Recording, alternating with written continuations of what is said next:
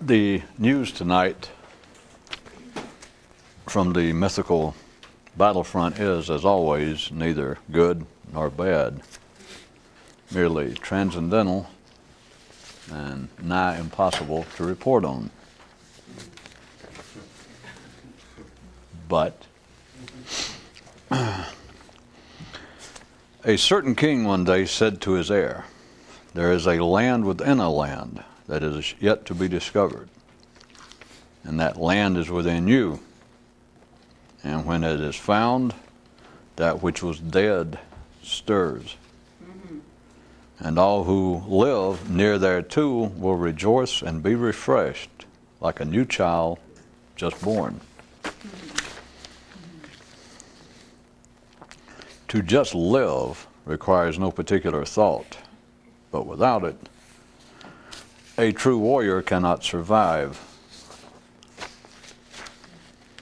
Man cannot cure his psychological problems for the simple reason that he originally just made them all up to make life more interesting, though this has now been long forgotten.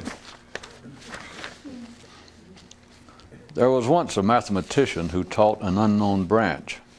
He talked of man's consciousness, his being, and his awakening, and described three combinations possible toward a certain end: consciousness through being and awakening, being through awakening and consciousness, and awakening through consciousness and being. A man once pondered, why does no religion ever promote itself by means of comparative advertising?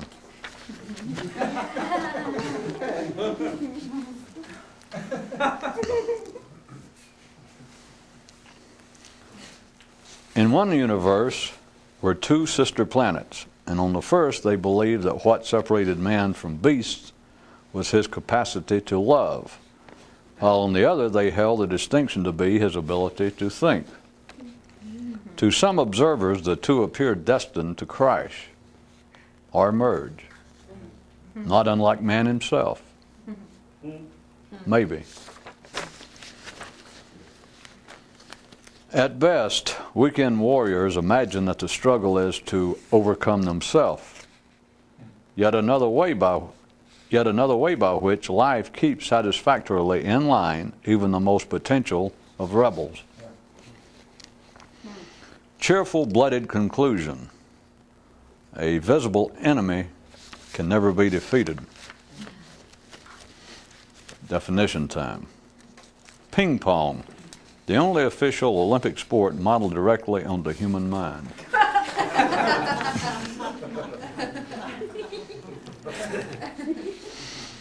The local authorities demanded to know, is your name Claudius Octavius?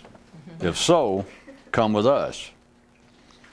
At the routine level, either your name is or it isn't. And if you answer the question, you will always suffer the consequences. Food companies got the idea for a hamburger helper from watching opinions being passed about.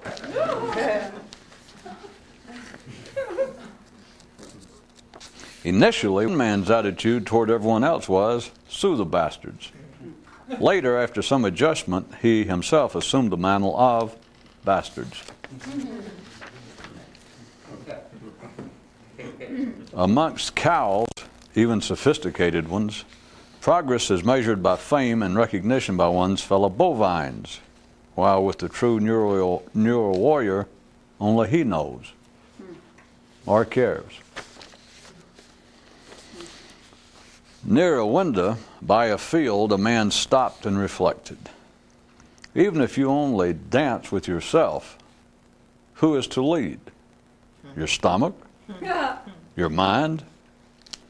Or perhaps something other? A mythical understanding of certain religious ideas would say to a man that hell is to die while you're still alive. That is, to get stuck where you are now. The warrior's heroic adventure never seems contemporary to ordinary observers. A two-dimensional creature in a three-dimensional setting can never learn anything deserving of the description explanatory. There have been city poets who opined that many of the everyday routine acts required for civilized man to survive also cause him to die just a little each time they're repeated. But the more alert would recognize that the actual damage potential lies not in the mechanical acts themselves, but in a man's consciousness being tied too directly thereto. Moral: it's hard to be more awake and see villains. Advice offered one son by his father: if you spend your life trying to correct the mistakes of other people, you'll become one of them. To which the boy responded, you mean become one of the other people or become one of their mistakes? No. Precisely, he replied. If you're drafted, it will always be into a war that is not your own. The parade is led by stomachs, protruding stomachs, and sex aroused. Thus its story be, regardless of the history it weaves. On earth, one day, a man stopped and asked himself, if other animals could think, would they then find their lives confusing and unresolved? On earth, on another day, another man in the city looked about him and thought, what we the civilized call the progress of science and technology is but the replacement of one non-essential with a new, improved one. Point: it is difficult to an extreme for men to make meaningful measurements of matters external to their own mind. And its seeming otherwise adds to the uncertainty. Those living on the neural frontier are no longer held by specious speculations regarding the source of rain or where clouds go when they die. Explosive comprehension cannot be codified or verbalized without detriment. Diet. On a literal detailing of life alone, a warrior cannot survive. Life does not feed the warrior externally, but otherwise. Causes and explanation. Example: neither additional education nor improved economic position will cure crime, for the simple reason that crime has no cause. But one example from the blanket reality of man's unique universe. An unseen sign in every one city says, all foreign gods and outside opinions solicit your distaste, distrust, and derision. In matters of survival, the majority is always right. In matters of thought, a little, shall we say, less so. A boy asked his father, I've heard it said that if you can talk about it, then that's not it. And the old man replied, well, yes, but even if it is, it's not after you start talking about it. The most vital strategy of the warrior is always the next one to be discovered. As improbable as it may sound to you, when he had awakened some mornings, one man would find that his rooms were larger than they were the day before. No. 'Tis said there was once a people who had a sayings, grow or die, but had to forsake it when some began trying to carry it beyond childhood. As improbable as it may sound, when he had awakened some mornings, one man would find that his rooms were larger than the day before. One day, a warrior told his son this story. After his friend died, one man told himself to slow down and be more deliberate. And the lad asked, "Do you mean physically?" "No, that would be the least of it," he replied. But let us note, to say that physically would be the least of it could cause one to forget that not only does all lion thought begin as gazelle flesh, but in the expanded world of the neural warrior, gazillion sorrows conceived in the sinews of lions. Just because local reason and laws of architecture say that it is impossible for the rooms in a man's house to one morning suddenly be larger than they were the day before, is no reason it can't be so in some other locale, some other reality with different spatial and temporal ordinances. And further note, there is such a reality, and not that far from hand, the unseen reality of man's inner universe. One man thought, "Yeah, I could be mad, but it'd cost too little." The difficulty in discussing the inherent secret realized through the mystical experience is that the secret is a condition, not a secret. The secret is a thing to be, not a thing to know. There was once a band of warriors whose ritual regarding a death among them centered around the command, "When you bury one thing, bury everything."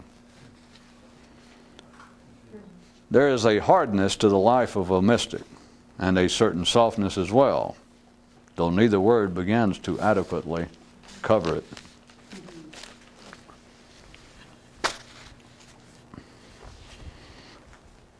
The majority of humanity always has, continues to be, living in and for the stomach.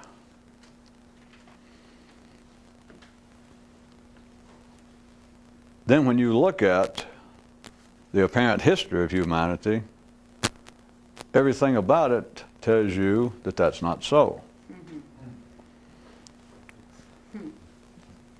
The history of every civilization is apparent, is without any question the history of something other than stomachs, groins. It is something other than the basic survival level.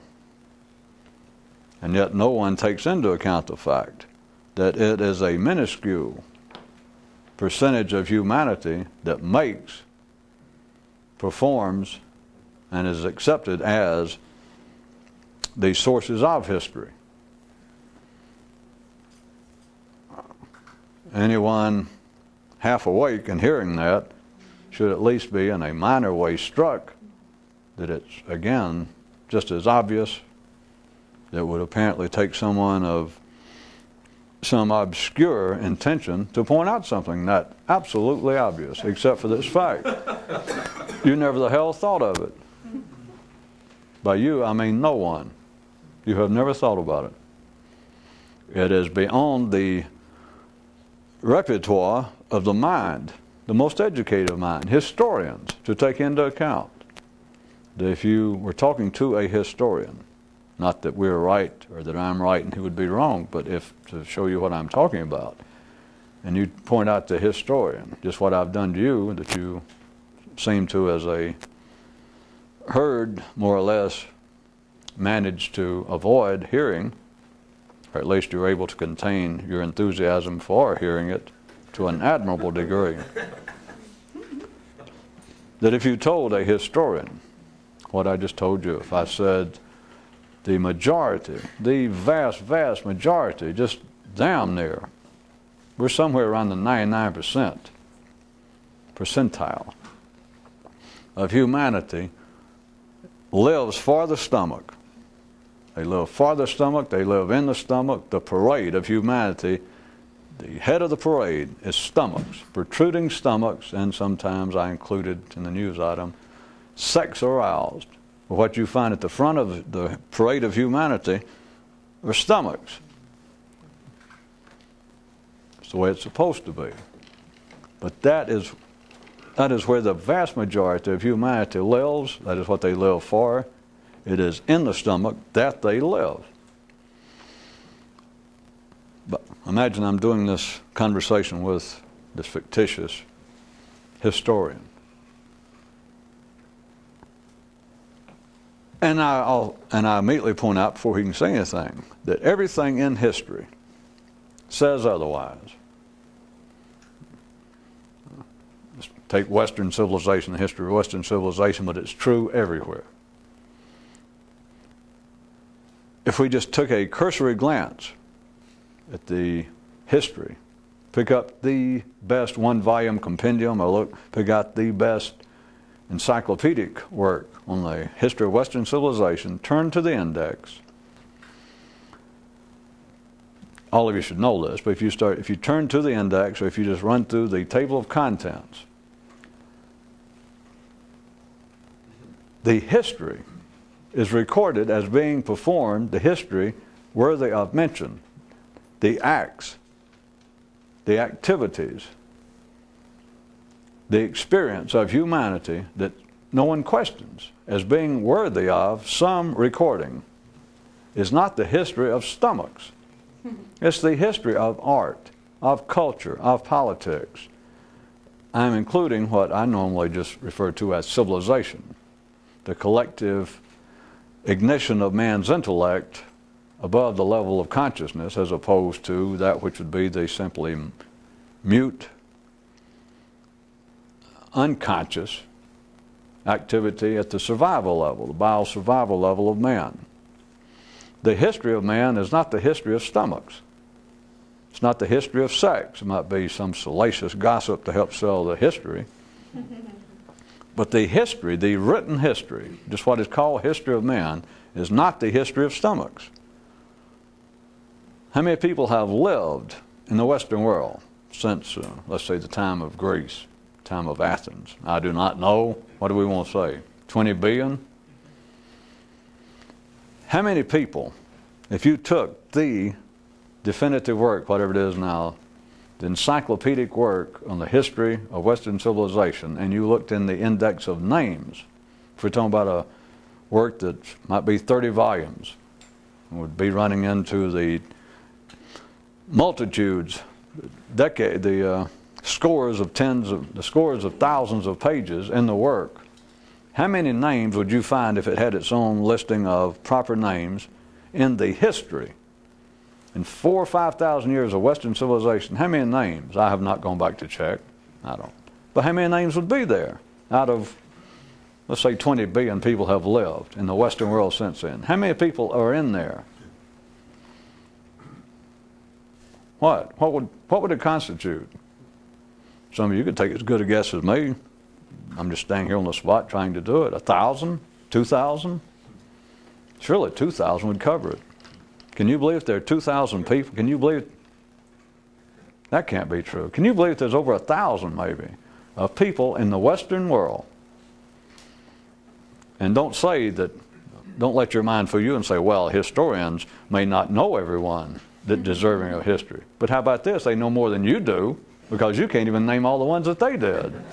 You follow? So don't surround yourself and get too wise-ass like, well, maybe the experts don't know. Yeah, maybe they don't, but they know more than you do at that level, which is irrelevant, but they know more than you do.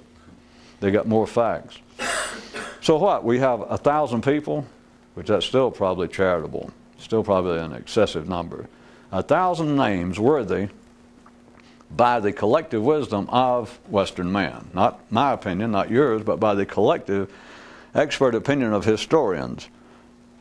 1,000 at best, let's say, out of 20 billion people have apparently made history, right?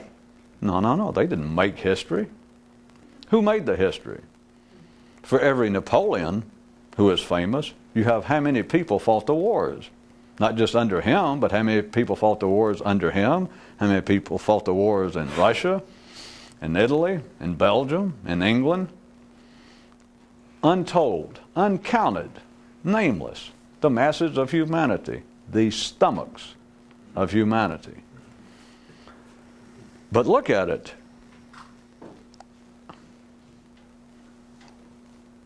I must compliment you the way that people are still being able to control your enthusiasm and wonder at seeing that to which I am pointing.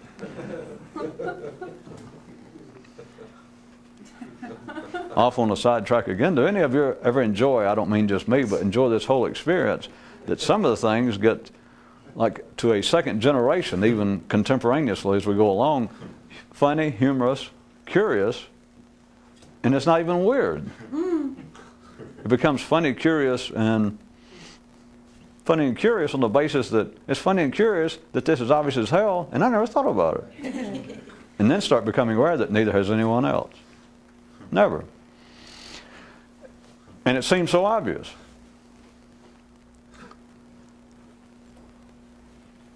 The history, I want to make sure that you get this before I get into try to drag us into the real useful aspect of it.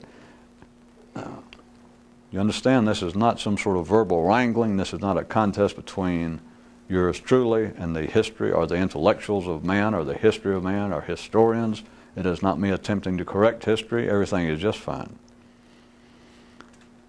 But if you start out two historians, and I'll stay with the apparent example between externals, between one person and a historian, before we get into the internal.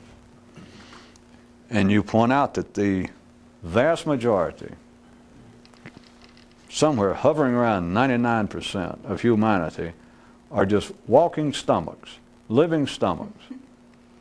They are not philosophers. As far as intellectual operations, it is strictly at a minimal level, which is, while at street level, is also a maximum level. There is no scope within, there's no range within the ordinary intellectual operations of ordinary people worthy of any comment, because the minimum degree of operation is so close to the maximum. There's nothing worthy to talk about. I mean, there's nothing to say. The difference between what it takes to simply live with a 5th grade education as a bricklayer, watching TV, living in a trailer, always in debt, that kind of life.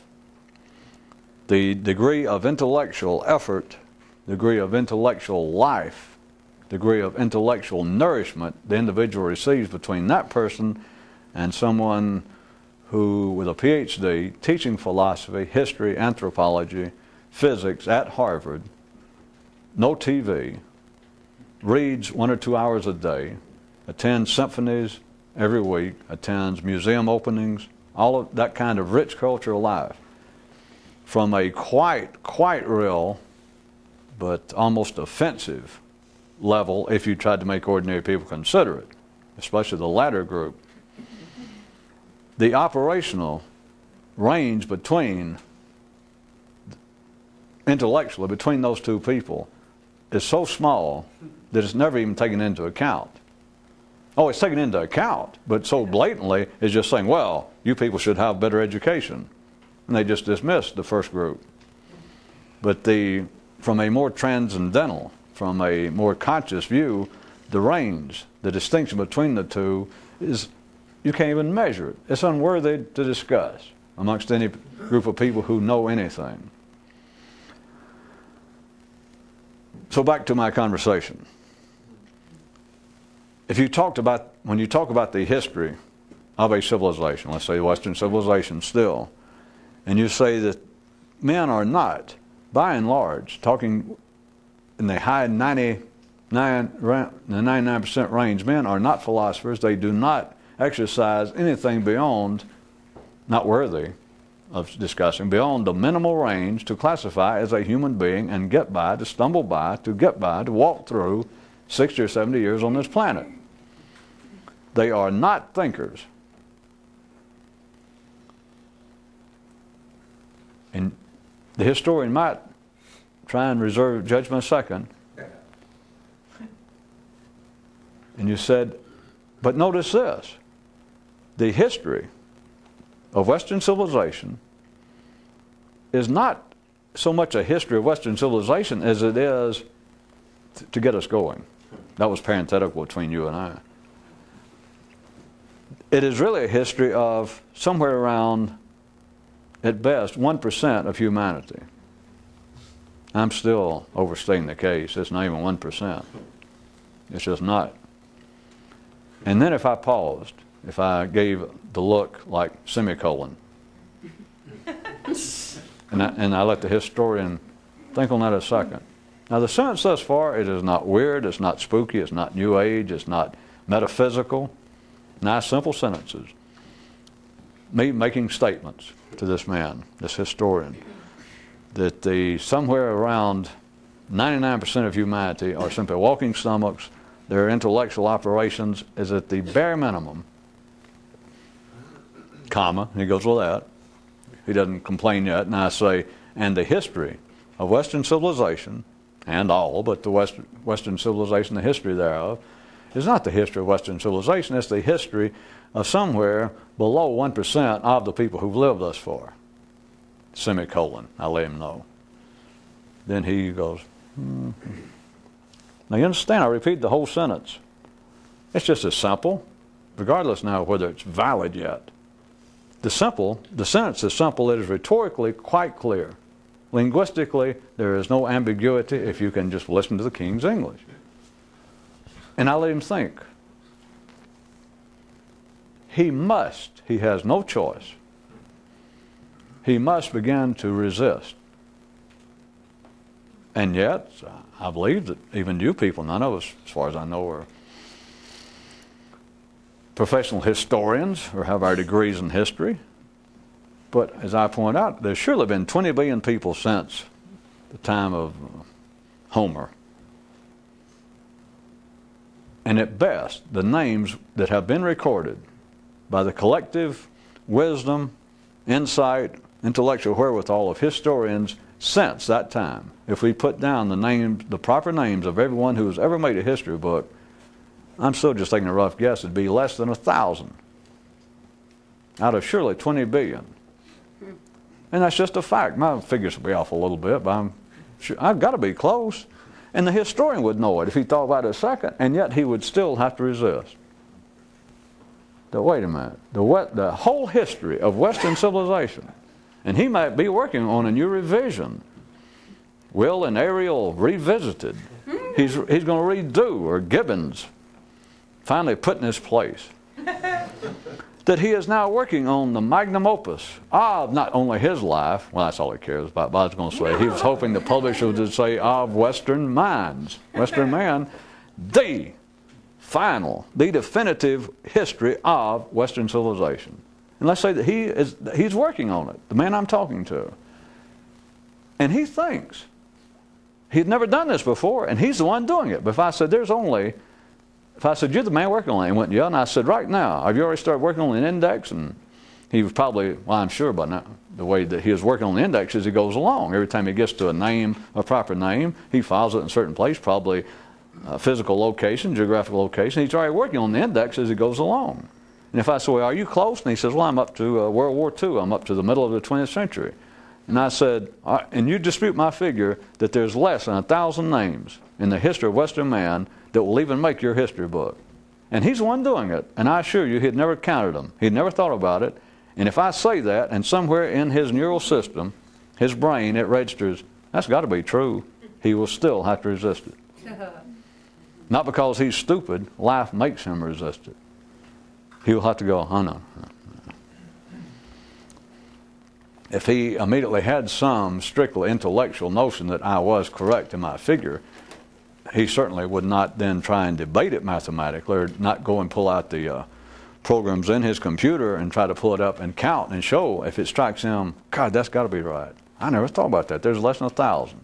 If all that happened just like that in his head, he would still have to resist on the basis, break off the conversation, ask me who I am, what's my credentials. Yeah. Life would make him, when I say resist it, it blinds a man to this fact. Again, I'm assuming that you people have followed what I said. The sentence is clear enough. My figures, I did no research. Well, sometimes that sounds tacky. I did as much research of these figures as I do plan, preparation, and rehearsal of what I'm going to say each night. So if that makes you feel any better or worse or nonplussed. I did no research, but as I stood here, my figures have got to be somewhere within reason of there being at least 20 billion people have come and died on the stage of the Western world since the time of Homer. And yet there's got to be less than 1,000 proper names that have been deemed worthy by the Western minds and historians since that time, worthy of inclusion, of being remembered. So what is the history of Western civilization? How can you call it a history if indeed there's been 20 billion people lived and died? And it's not just the Goethers, it's not just the Pope Clements, it's not just the Leonardos, it's not just the Constantines who lived, ate, cried, had friends die, married, divorced, fell in love, had sorrows. It wasn't them. Everybody around them. Every peon in Napoleon's army, every infantryman, every little minor person in the church under Pope Clement, all of the parishioners, everybody who has ever lived, the 20 billion people, I'm just guessing, that have lived and died since then, they each and every one lived at the survival level the same life. They had the same pains, they broke the same bones, we all know that. But are they remembered? And I don't mean just now in some real Hallmark card, pseudo kind of, oh, bless the common man, because you know that I don't really play that kind of shit, and I'm not trying to make you do it. But I am pointing out just the plain, obvious fact that there have been 20 billion people, to use my figure again, that have lived since then, lived full lives, lived the same life at the survival level as Napoleon, as Goethe, as Swift, as King Henry. The same life. Took in the same kinds of foods, eliminated the same kinds of waste, had the same kind of sweat, the same kind of blood. So the history of man, history of Western civilization, is not the history of Western civilization. Now follow me for a second. It's the history of 900 men. Okay? Then you think, well, yeah, everything you say, I can follow that. But then it's got to strike you. The first thing I want to say on your behalf is say, well, you go, yeah, that's true, but Jesus, something's wrong. Using the word wrong in a very loose and colloquial sense. That is, everything you said sounds correct up until now, but something is amiss, something is wrong. How can it be that the history of humanity, in the case we're using the history of Western civilization, is not the history of Western civilization, which would have to be the history of 20 billion people. I don't mean each and every person got their own book or own chapter, but the history is not even the history of the people. It's not, that is, 20 billion people. It's the history of 900 men. And you think, yes, but something's wrong here on the basis that, how has that happened? Well, there's several bases of something's wrong here. How has that happened? How has it happened that I've never noticed it? How does it happen that no one's ever noticed it? How does it happen that now that I do notice it, it doesn't really change anything? You understand? But now what I mean when I say it, in other words, you're not about to, if you understood this, if you followed this, you're not about to go, wait a minute, now I see how I'm going to make my intellectual reputation. I'm going out and prove that history is naked. History is the emperor with no clothes. Hey, this will make my reputation because I now understand something that the greatest historians do not. No, you don't. You know that. You're not going to make your reputation. You just make a fool of yourself. So there is yet another, at least a fourth of something's wrong here. That how come I've never noticed it? How can this be? How come no one else has ever noticed it? How come if I went and tried to point it out, I'd waste my time? Then you start getting into what the reality of reality is about. Is that it's serving another purpose. It is obviously not serving the purpose it proclaims. The purpose of history is what? To record the history of man. What else? Okay, but you don't. Are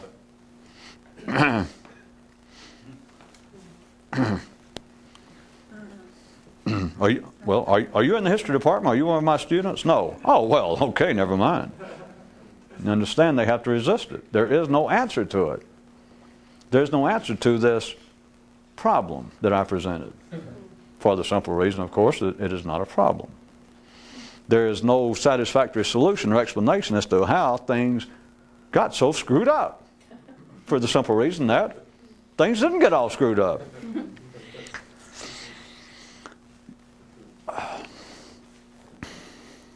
If it were less of an enthusiastic, insightful crowd, I'd be tempted to stop here while insisting to you that there's much more to be had than I verbally took it or gave you.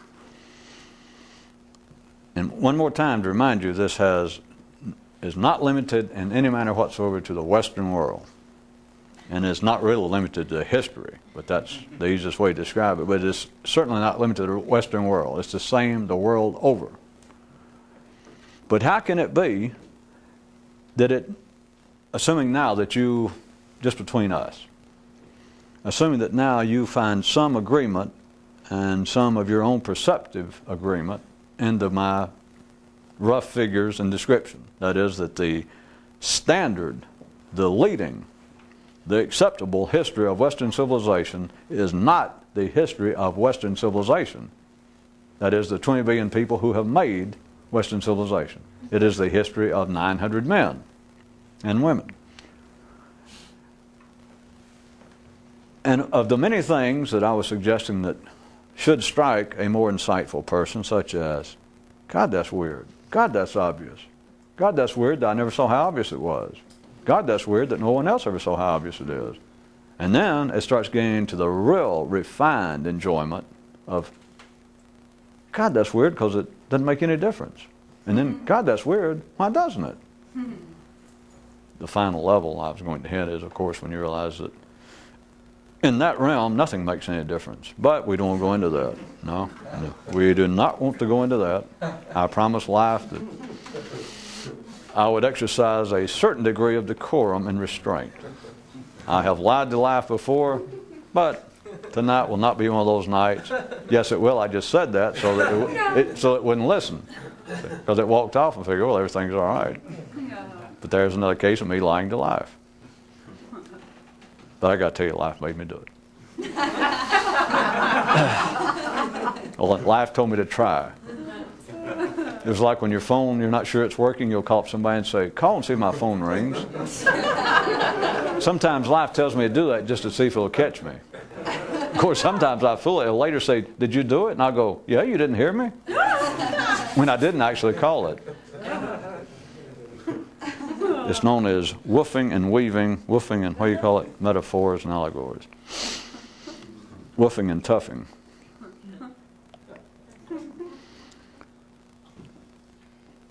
It makes no difference that I could, and assuming that you now find some personal agreeing perception with what I said, that it makes no difference that we could point out and more or less establish that the history of Western man, Western civilization, is not the history of Western civilization.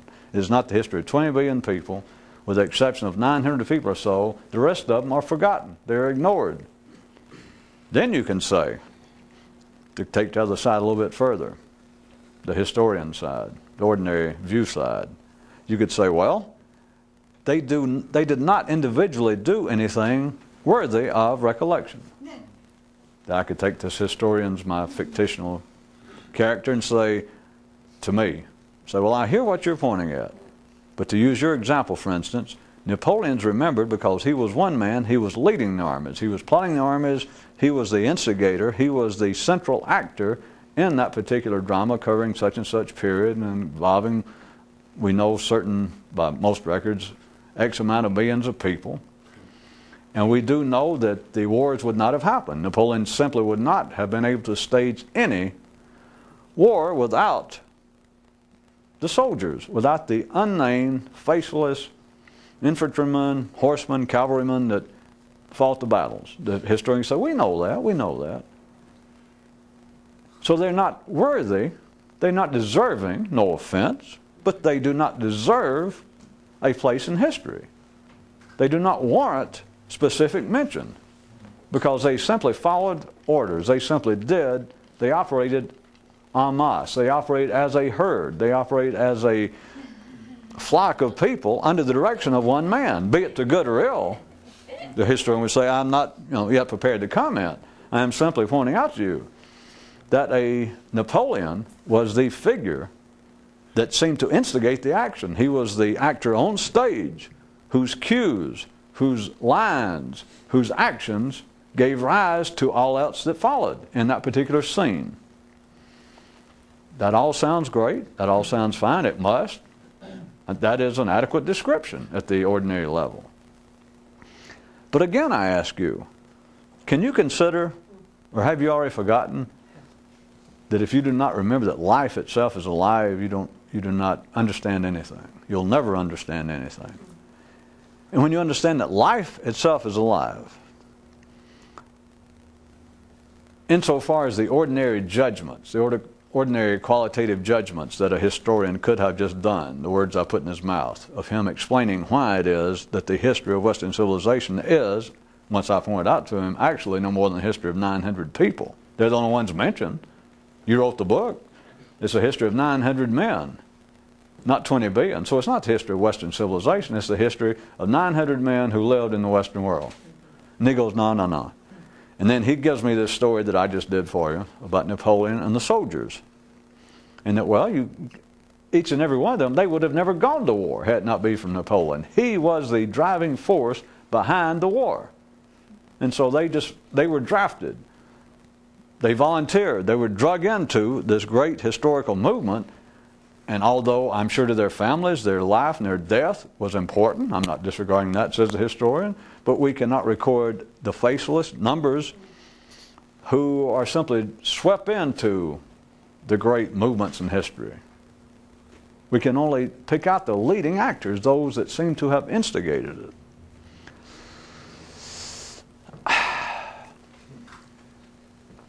Again, at the ordinary level, life, to the ordinary mind, makes it all make sense. Because there's nothing to say to an ordinary mind after such an observation. I should know, I made up the observation, and plus I'm telling you now, there's no way to, at the ordinary level, counteract that, even if you wanted to. So there's no doubt about the degree of its efficacy, because I can point it out, and even I, pointing it out and making up the example, even I cannot contradict it. You just can't. But moving to a different level, moving to a different area within the human nervous system, once you understand that Napoleon did not instigate anything, Pope Clement didn't instigate anything, Constantine didn't instigate anything, Julius Caesar didn't instigate anything, then you're left with, shall we say, a certain area of extremely wide speculation, if not question.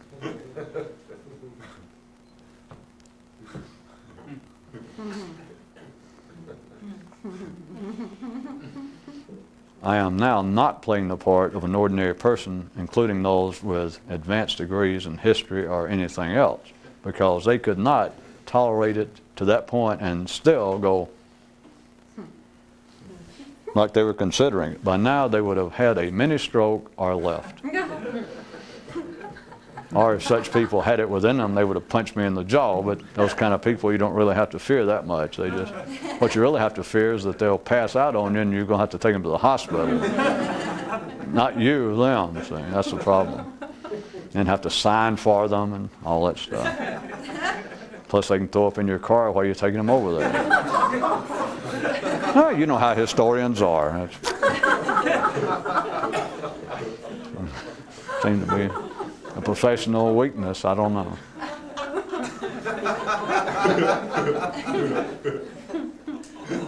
Where's that bass player? But anyway.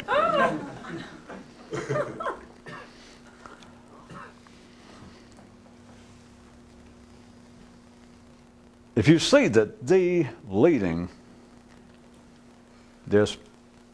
accepted leading scenes, dramas, epochs, eras of history, if you see that they had no instigating factor, that once you begin to see for yourself that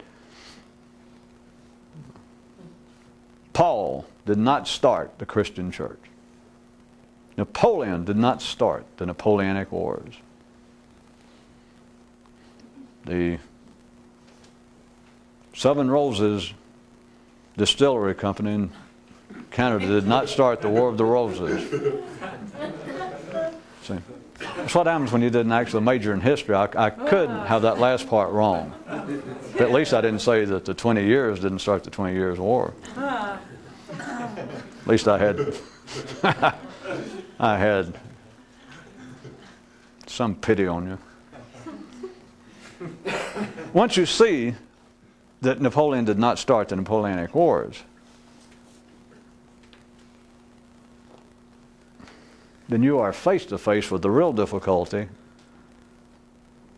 of trying to talk about that which is beyond history. That if you cannot talk about the history of humanity, that is in a meaningful way, which is what I've tried to get you to consider, and I could have picked out something else, in case you think this was a wide jump from what we've done before. I could have used religion, but it would seem as though it's a different area. But if you cannot talk about the accepted, academic, valid, workable history of humanity, if you cannot actually talk about that in a meaningful way, then how can you talk about any transcendental approach thereto? I know, calm down. I'll try to simplify myself then.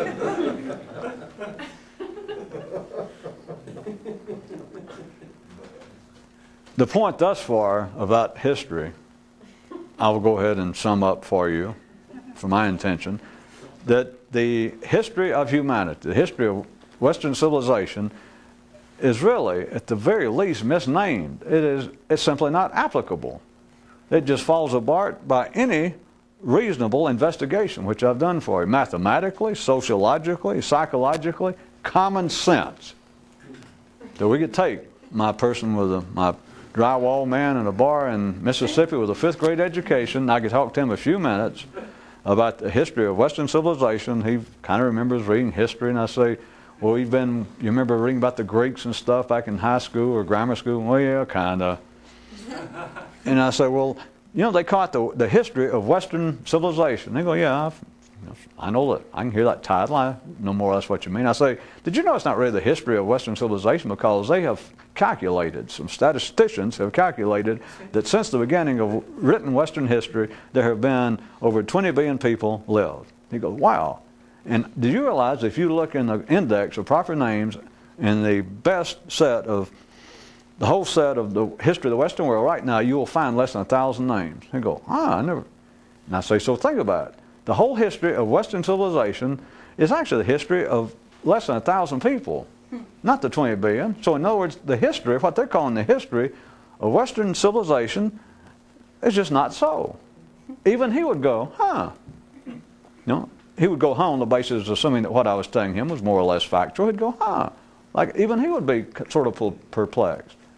And I said, well, no one even notices it. The historians don't. And not because they're fools and not just to protect their own little phony baloney jobs.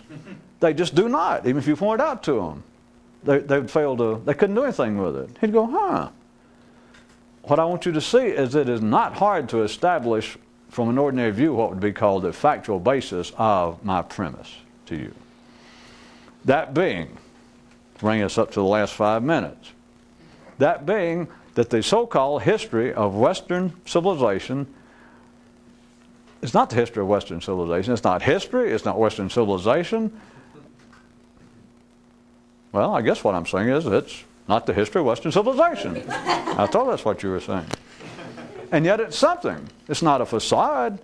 It's not a canard. It's not a con game.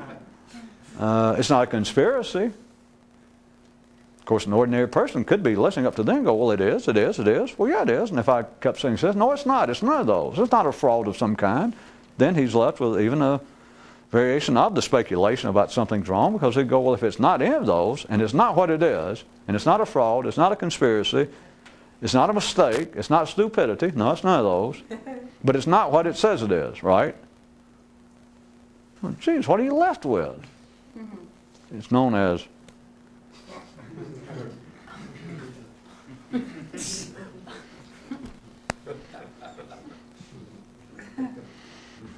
even in the ordinary world, I know most everyone, decent people, still hate mimes, so I hate to do that.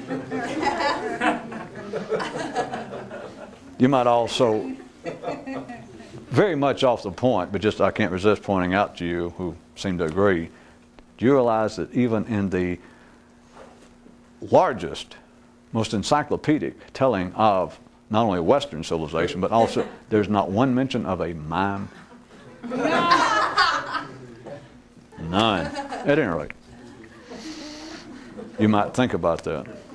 Of course, you could also think that the 20 billion people not mentioned in history were all mimes. If you want to look at it in a certain way. True, in a certain way. But back to, I was going to wrap up the 50-minute premise thus far, is that if the history of man, the accepted history of humanity, is in no wise the history of humanity, if it just falls apart, but in a way that is not rationally unacceptable, I have not logically disproven its existence, I have not in some way offered evidence that it is a conspiracy, that it's a hoax, that it's based on stupidity or incorrect information. It's none of those things. It just simply is not what it is, like everything else. I mean, big deal, big surprise. Only ordinary people that, I started to say just tuned in the show, but how could an ordinary person just tune in the show and lasted this last 50 minutes? But if they did, then you've got to know that nothing is like it appears to be. So if the known, acceptable history of humanity is not what it is, and me saying not what it is doesn't cover it, because it's not what it is, it's better than that. The history of humanity is not the history of humanity. It's a lot better than that. See, it's only ordinary minds that's the basis of ordinary humor, is the play of opposites. And it is absolutely the basis of all sarcasm, criticism, cynicism, all sardonic, wry humor, all irony is the basis that, things are just the opposite. The church ends up killing people to make them believe in God. Ha ha! Nuh-uh. That's childish. The real enjoyment of what life's about is not that things are not what they seem to be. Understand? It's better than that. Okay. If the history of man is not the history of man, that once you see it, that's not even worth talking about, that you cannot talk about the history of man on the basis of what's assumed to be the history of man. There's nothing to say. It's meaningless. There's nothing worthwhile to say. If that be true, and that was the premise, if that be true, then how in the world are you going to talk about the history of man or the existence of man in a manner transcendental to that? I can make it a lot cruder and worse, but I think I'll save it and write an actual news item for you next time. I can do it now. I'll start it for those of you that tune in next time. A man asked a guy that he thought might be a mystic. I'm quoting now. It almost seems that if all aspects of the non-survival world of man are more or less bullshit, comma, and I'll finish it next time. But it's exactly, that'll be the story. But that will be a wrap-up of this. In a more specific manner related to mystical adventures of all sorts. The basis is going to be, I'm going to have to pick this up next time with that story and continuing what I'm talking about. But if you cannot talk about, now we're saying just now the history of man, I can simplify that a bit and say that if you cannot talk about the life of man, if you cannot talk about by life, I don't mean now just the history, I'm talking about the existence, the reality of man being here. If you cannot talk about that in any meaningful manner, which I am directly insinuating to you, you cannot. And I was using history, an academic science or discipline, the actual telling of what men did, if you realize, well, it's not. It simply is not. And yet it works. Yet it serves a purpose. It is not a conspiracy. It's not actually an error.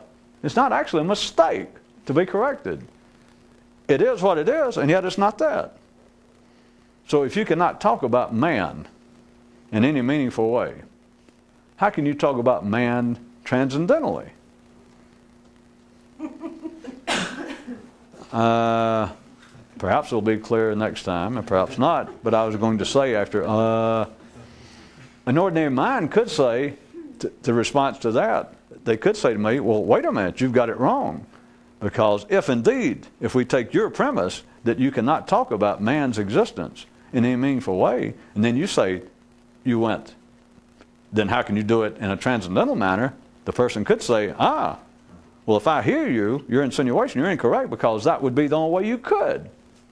Nay, nay, nay. Of course, I made up for an extraordinary person, because an ordinary person wouldn't do that. The way they would hear it, the way it would play in ordinary venues of the mind, would to hear it that if they took my premise just as an operational, theoretical point of discussion momentarily, to wit, that you cannot talk about man in any meaningful manner, and then I said, so how could you do so transcendentally? They would hear it to be, I suggest, they would hear it to be, well, if you can't talk about man to start with, to try and talk about him in some extraordinary way is even dumber. That's one of the great things about making up my own characters, is because I can make them as smart as I want to. I do better than that, I got to tell you the truth.